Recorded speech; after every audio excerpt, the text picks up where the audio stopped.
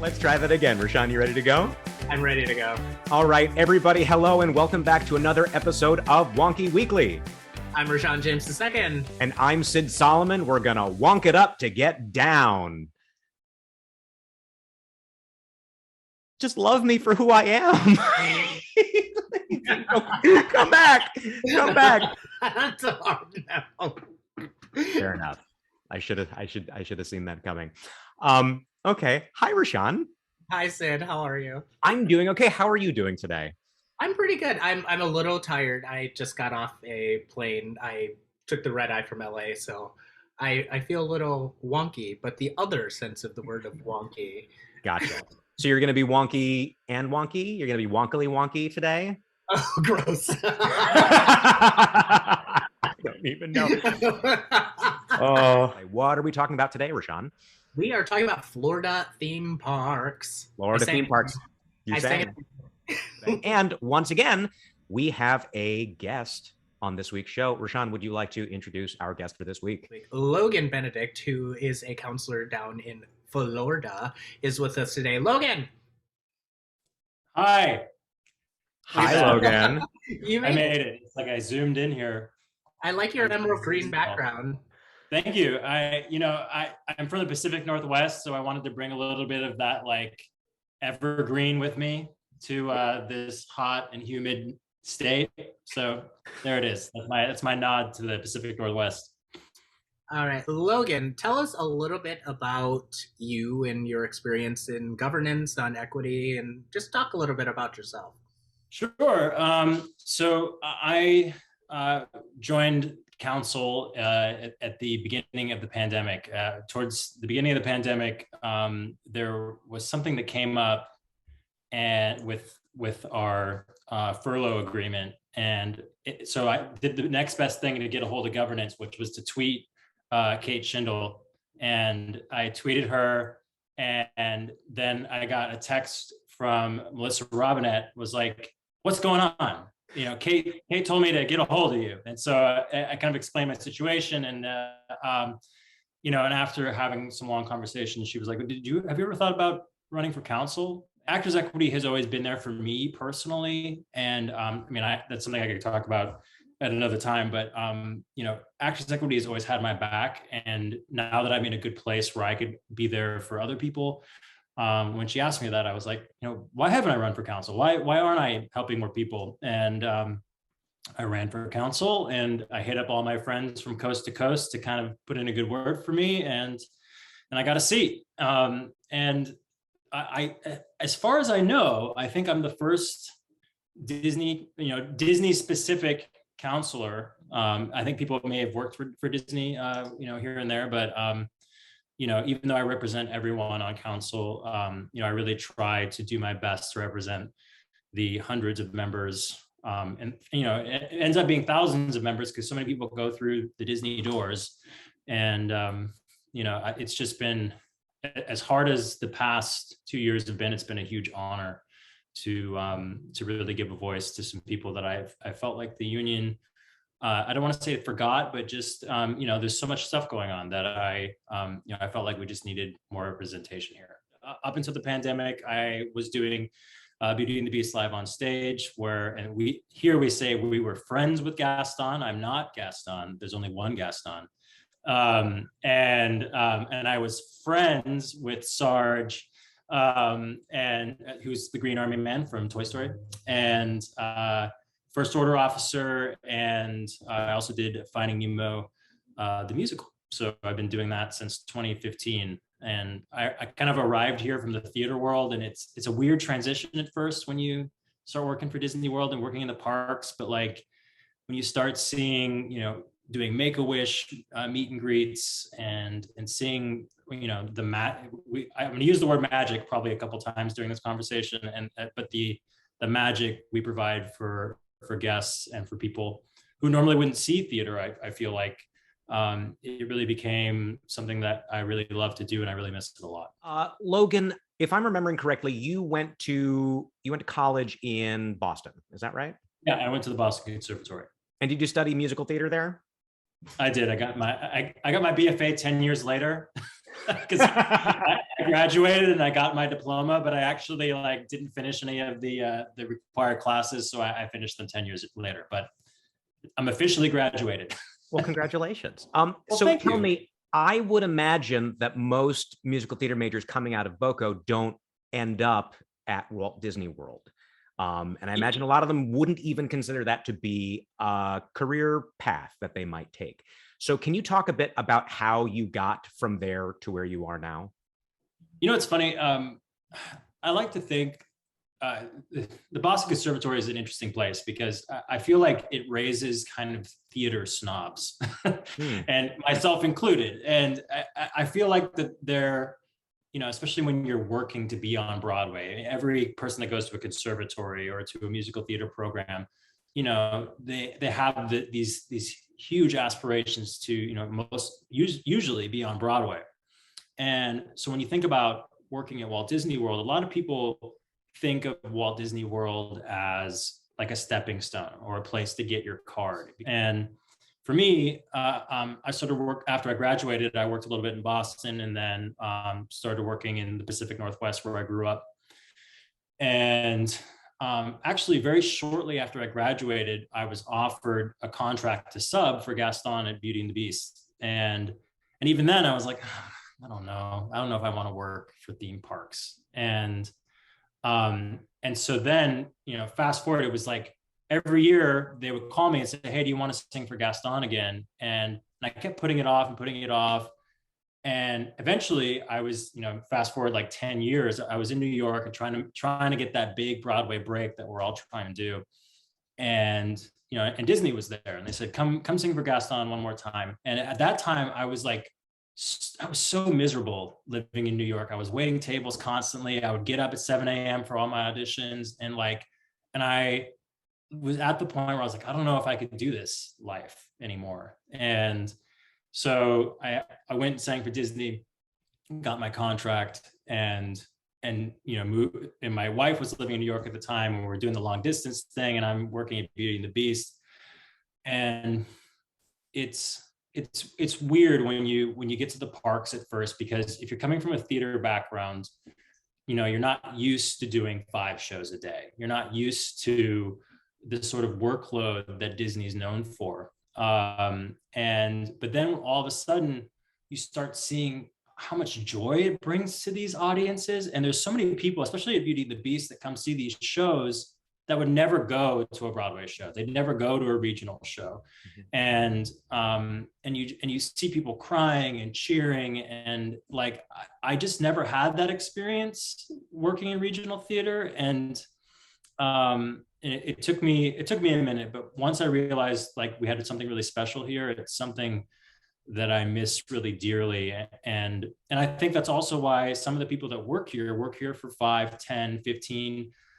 I mean, I have people on the Florida Theme Parks Committee that have worked here for over 30 years because, you know, one of the best contracts I ever worked regionally was at the Fifth Avenue Theater in Seattle. And, you know, it's one of the best contracts in the country. And, you know, I, and along with a lot of us, could make more money than some of these big regional contracts and work less. You actually brought up something I wanted to talk about too, when you're talking about comparing the contract at Walt Disney World to other contracts that Equity has with employers. Mm-hmm. I will admit, when I was elected Eastern Regional Vice President in 2018, one of the first things that I did was I read the Walt Disney World agreement from cover to cover.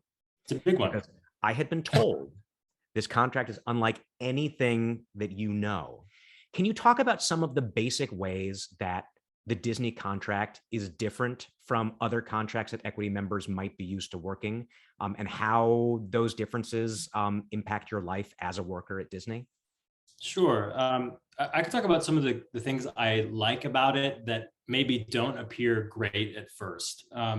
So we work under what's called a matrix. And so most actors are used to getting paid weekly. So like, you know, if I sign up at the Fifth Avenue or the Village Theater in Seattle, I know I'm getting X dollars a week.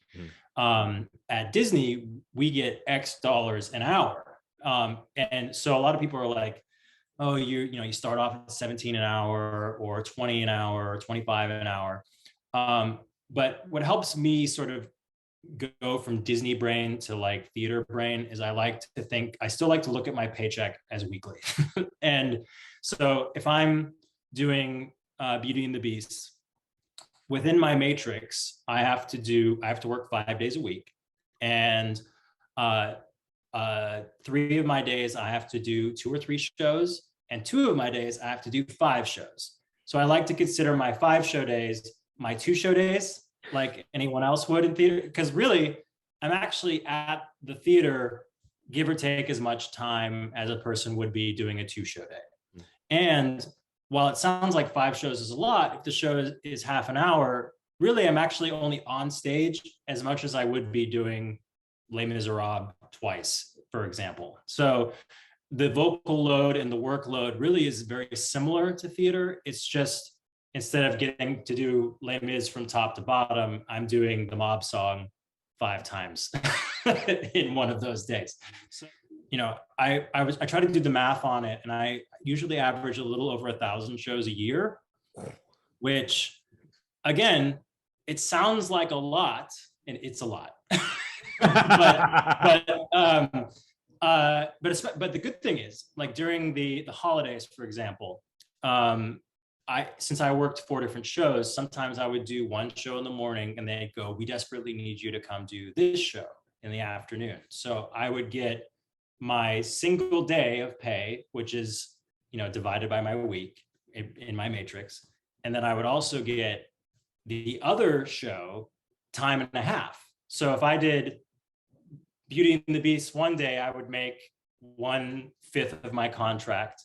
And then for the next show, I would get 1/5 time and a half. So during the holidays, I like to say I'm working my Broadway contract, because I was like working over the Broadway minimum during that time.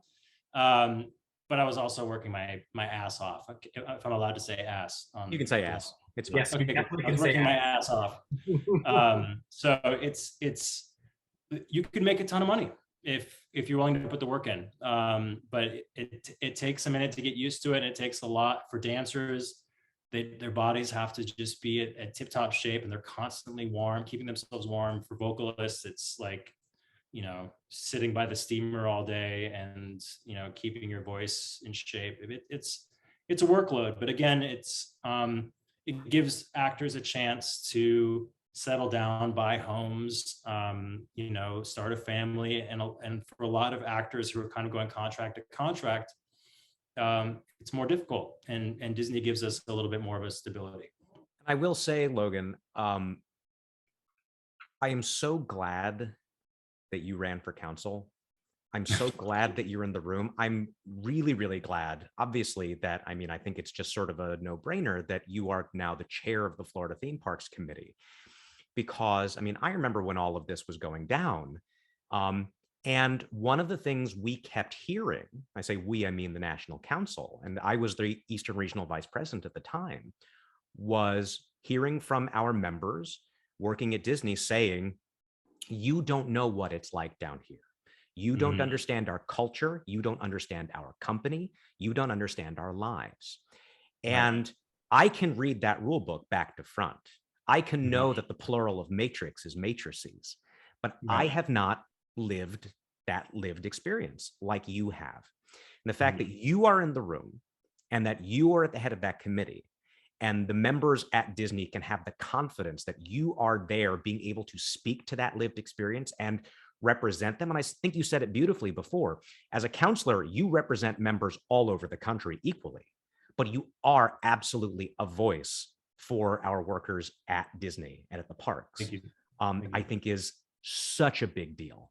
And I'm so glad that you put your hand up and decided to run, and that our members had the wisdom to elect you. So thank you for being there. Thank you for doing that. Thank you.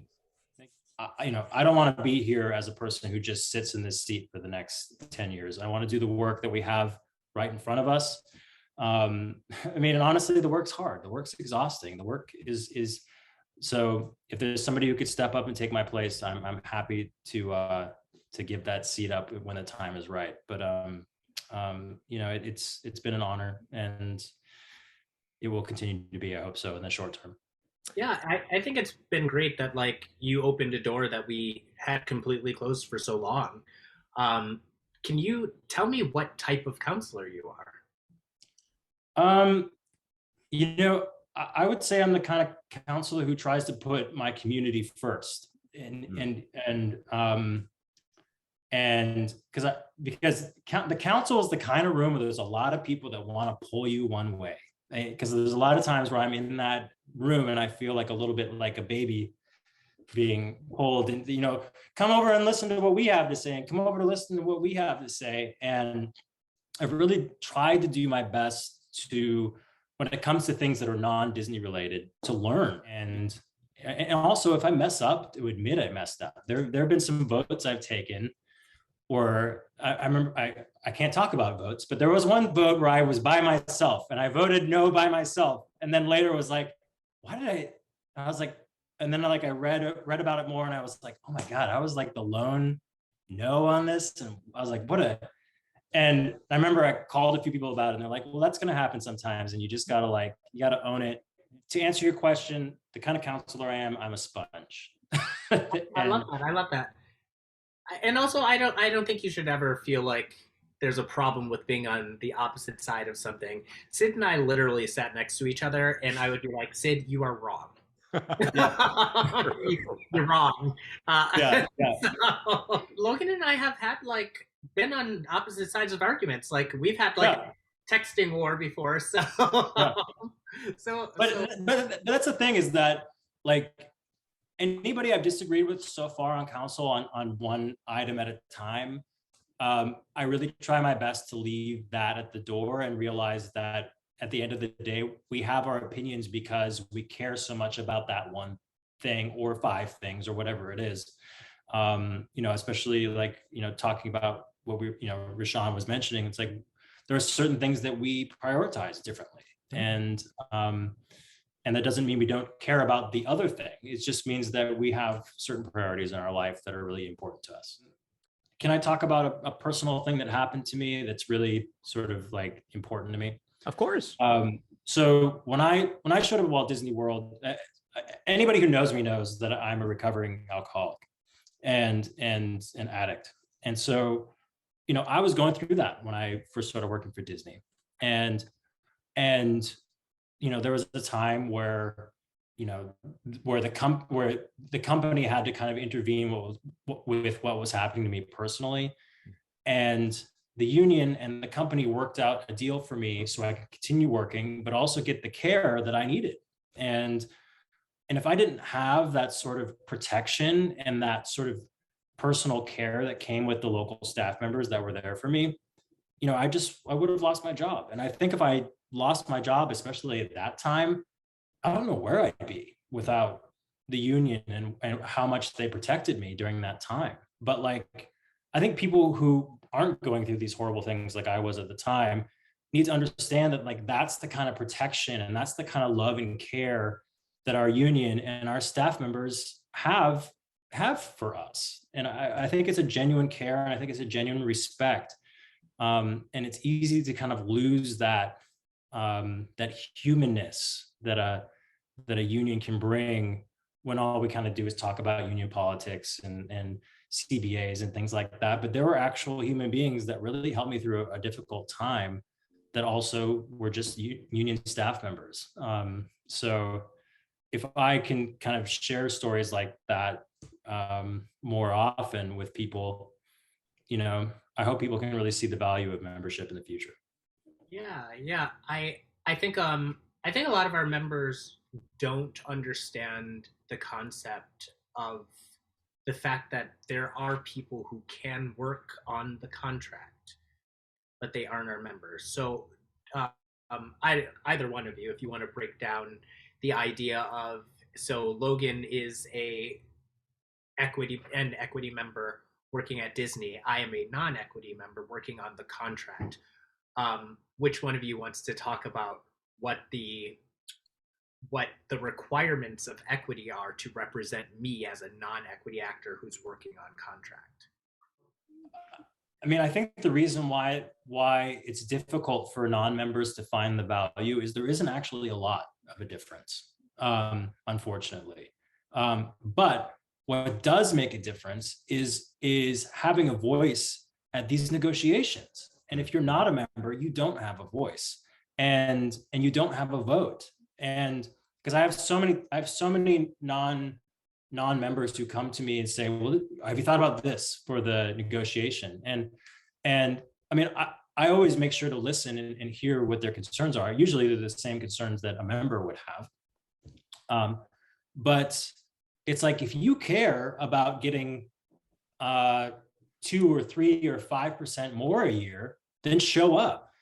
And if you're not a member, you don't get to experience the big picture of how important everything that we've clawed and grabbed in this. We have a good agreement. We have a solid agreement. And so every time we negotiate it, we're really just trying to get a little bit more, because Disney's doing the same. They're always clawing a little bit more, trying to, oh, can we stop paying for this, or can we stop paying for that? And it's, I would say the big difference between our members and non-members is just they don't have a seat at the table. So Logan, you distilled something down so perfectly there, which is that when a person is working the contract, whether they are a member or they choose not to be a member, the union's staff owes everybody the same duty of representation.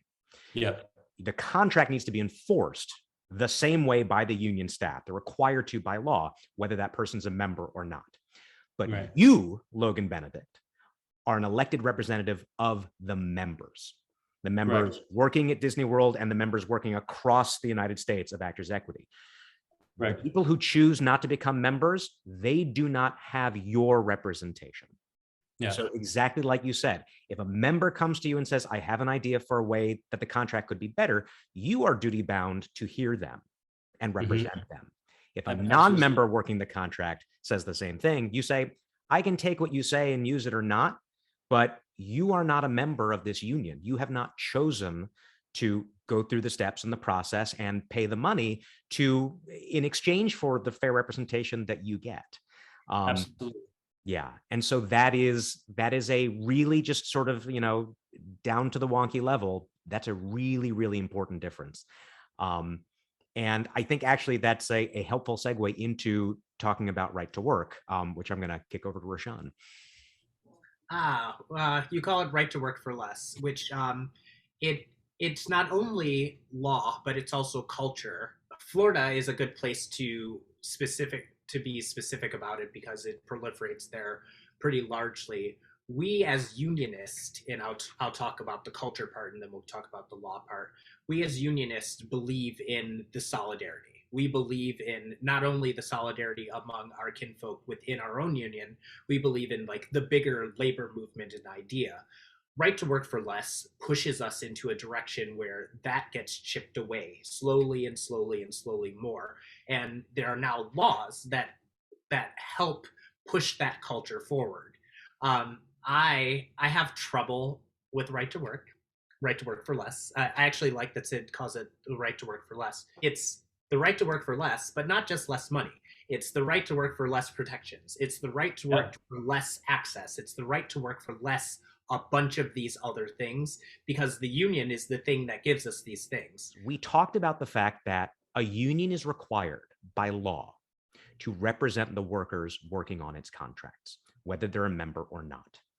Now, in a pro-union state like New York, where Rashaan and I live, people who work on a union contract but choose not to join can still be required by the law to pay dues to that union.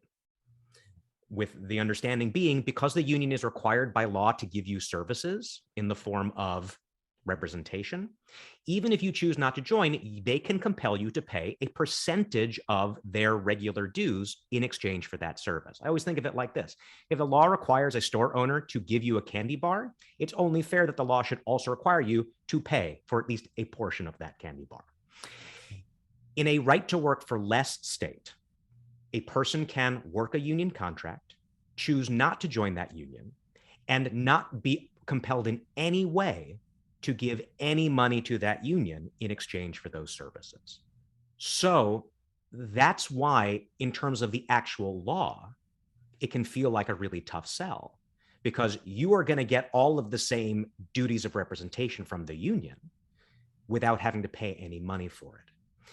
And like Rashaan said, beyond the law itself, what the law says on its face, we see in Right to Work for Less states a culture of anti-unionism. It is far more likely for people to choose not to join a union, to be resistant to union organizing, to have a negative opinion of unions, not even necessarily because of what the law says on its face, but rather the culture that it inspires.